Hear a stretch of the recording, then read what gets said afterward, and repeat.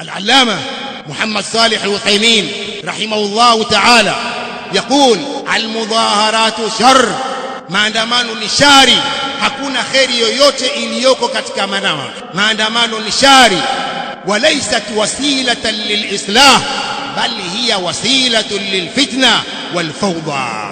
Maandamano si sababu ya kusuluhisha matatizo, bali ni sababu ya fitna, ni sababu ya fawda, ya fujo. Uislamu haukubali maandamano, Uislamu haukubali maandamano. Ndugu zangu Waislamu, leo tunaletewa maandamano eti ya kuwafanya Wapalestina wapate uhuru. Maandamano ya kikafiri, amali za kikafiri.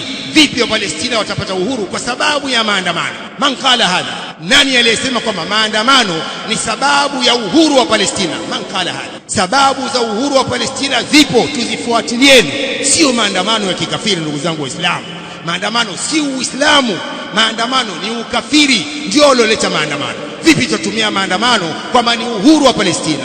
Ndugu zangu Waislamu, tunafanya michango kupitia amali za kikafiri, maandamano. Ma hadha? Umar ibn Khattab radiyallahu anhu anasema, sisi ni watu, Allah ametupa utukufu kwa Uislamu. Mahali popote tutakapotafuta utukufu kwa usio kwa Uislamu, Allah atatudhalilisha.